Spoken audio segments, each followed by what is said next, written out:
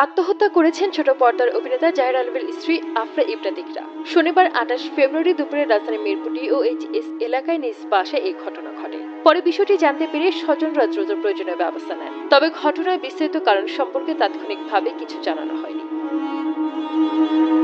এদিকে বর্তমানে শুটিংয়ের কাজে নেপালে অবস্থান করছেন জাহির আলভী। সেখান থেকেই সামাজিক যোগাযোগ মাধ্যমে এক পোস্টে স্ত্রীর মৃত্যুর খবর নিশ্চিত করেছেন তিনি। পোস্টে অভিনেতা জানান, দুপুরে মিরপুর ডিওএইচএস এর বাসায় তার স্ত্রী মারা গেছেন। খবরটি শোনার পর থেকে তিনি মানসিকভাবে ভেঙে পড়েছেন এবং কথা বলার মতো অবস্থায় নেই। আলভী লেখেন, খবরটা শোনার পর থেকে কথা বলার মতো অবস্থায় নেই। আমি বুঝতে পারছি না আমাদের সন্তান আর আমার কথা না ভেবে সে কেন এভাবে চলে গেল। এরপর তিনি আরো লেখেন, শুভাকাঙ্ক্ষী ও সাংবাদিক ভাইদের অনুরোধ করছি আমাকে একটু সময় দিন।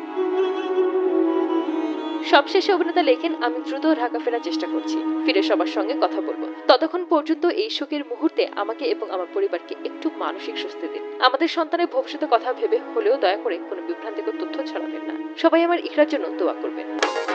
প্রাণ লাচ্ছি, খুব খাচ্ছি, আরাম পাচ্ছি। এদিকে ইকরার মৃত্যুর খবর ছড়িয়ে পড়ার পর তার ব্যক্তিগত ফেসবুক প্রোফাইলে ভক্ত ও পরিচিতদের ভিড় বাড়ছে। মৃত্যুর মাত্র 5 ঘন্টা আগেও তিনি একটি পোস্ট করেছিলেন, যার মন্তব্য ঘরে রীতিমতো স্তব্ধ অনুরাগীরা। সেখানে প্রায় সকলে বিষয়টি নিয়ে উদ্বেগ প্রকাশ করেছেন।